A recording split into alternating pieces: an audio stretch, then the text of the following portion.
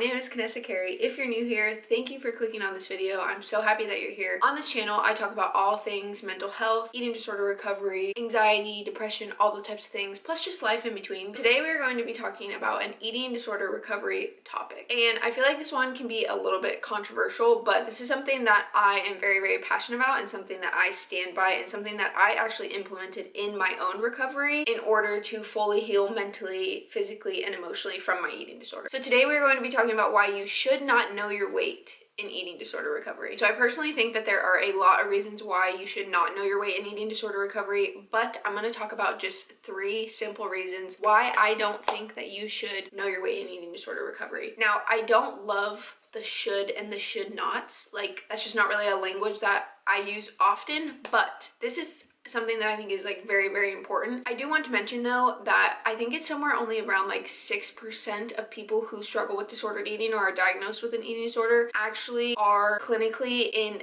a weight range that is not healthy for them. A lot of people struggle with disordered eating and have a healthy weight. So I just want to say that because I don't want to invalidate people who are not categorized as like underweight or whatever the case may be. If you are struggling with an eating disorder and you are not underweight, or you think that if you're not underweight, you're not going to be taken seriously, that's simply not true. Your eating disorder, whatever you're going through, is so valid, even if you don't meet a certain criteria. So before I get into the 3 reasons why you should not weigh yourself or know your weight during eating disorder recovery, I'm going to talk about my own experience with cutting out the scale cold turkey. So when I jumped into my recovery and I actually committed to my recovery, I stopped weighing myself. The relationship I had with the scale was very, very unhealthy. I let the number on the scale every single morning determine what I thought about myself, how I felt about myself, how I felt about the way that I looked, what I ate, what I didn't eat, how much I exercised, and the list goes on. The number on the scale dictated so much about my life, and it was very, very unhealthy. I knew that I needed to stop weighing myself, and it wasn't healthy for me to know my weight in recovery. Knowing my weight was something that was very triggering, and it often dictated how I responded to the recovery process. So what did I do? I got rid of the scale. I got it out of my house because it was not necessary, it was not serving me, and it was not going to help me get to the place I wanted to be in my recovery. I completely got rid of the scale so that it was not tempting me in any way, shape, or form. I let other people keep track of my weight and making sure that I was getting to a healthy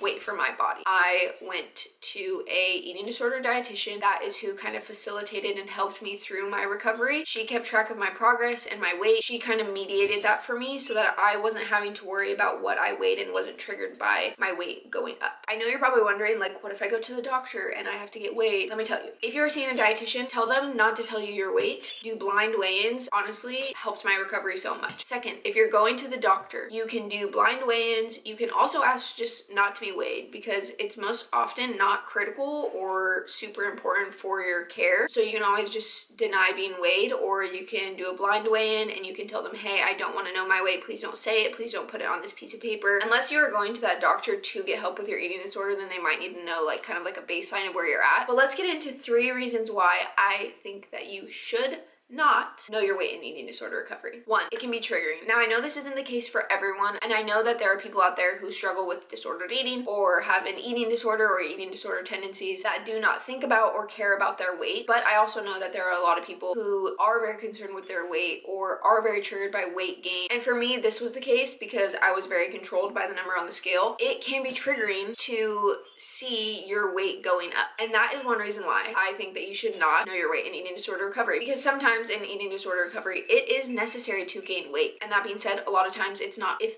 gaining weight is something that you have to do for your recovery, or you need to do in your recovery, or something that is going to happen in your recovery, it can be triggering, and that's okay. But one of the best ways to combat that is by not knowing your weight. So for me, it was very important to not know my weight in my recovery. It was actually very helpful to not know my weight in my recovery. I knew I was gaining weight. I could feel that I was gaining weight. I could see that I was gaining weight. I didn't also need to see the number on the scale because that was only going to trigger me further. Not knowing my weight in recovery took a huge trigger off of me, and I was able to just focus on my recovery, not focus on how much weight I was gaining. Number 2, weight does not determine overall health. Oftentimes, someone might be at a normal or healthy weight when they're struggling with disordered eating or an eating disorder, but that doesn't mean they're mentally healthy. A lot of times, weight is not a good determination of overall health. I know for me, even when I got to a healthy weight in recovery, I still had a lot of work to do mentally when it came to my eating disorder and when it came to having a healthy relationship with food and having a healthy healthy relationship with exercise and having a healthy relationship with my body, weight was just a piece of the puzzle when it came to determining how healthy I was overall. And when I say how healthy I was, I don't mean how healthy I was physically,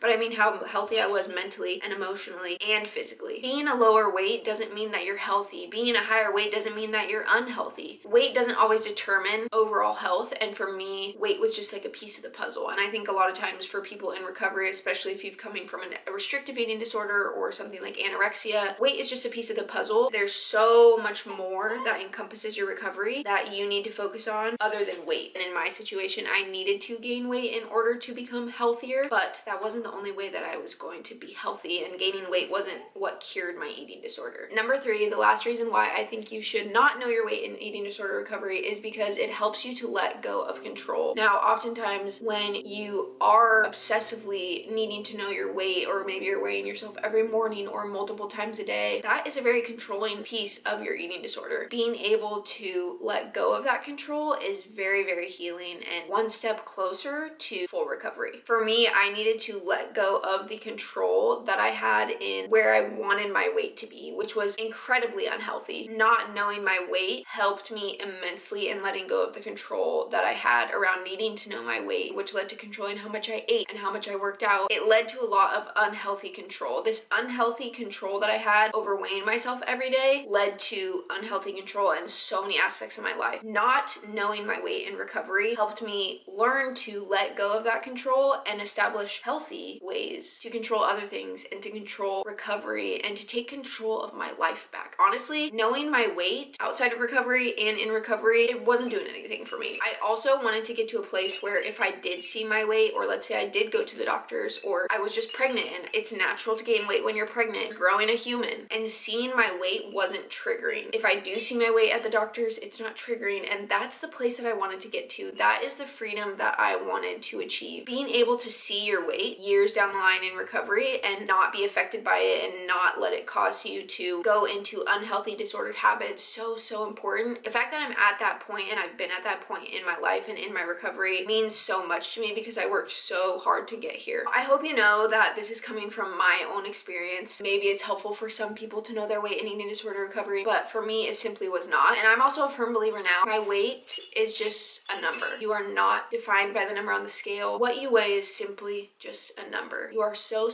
much more than a number on the scale. I hope that in watching this video, that's really what you walk away with, is that your body is smart, and the number that you read on the scale doesn't define your worth. It doesn't define how much you should eat or how much you should work out. You are so much more than how much you weigh. And that's the whole point of this video, that I'm so happy. I'm so happy that I'm here, that that's not something that defines me or something that I struggle with anymore. That's all. I'm gonna wrap this up. So thank you so much for watching this video. I hope you enjoyed. Please like and subscribe down below. Also follow me on TikTok. My handle will be right here. I post a lot more videos on there just because it's easier for me these days to create like short form content. So come and interact with me on there. I also want to do a Q&A soon. Just kind of a catch up on my life, where I've been, what I've been doing, how the past year has been for me. Thank you guys so much for watching. I really appreciate it, and I'll see you guys next time. Bye!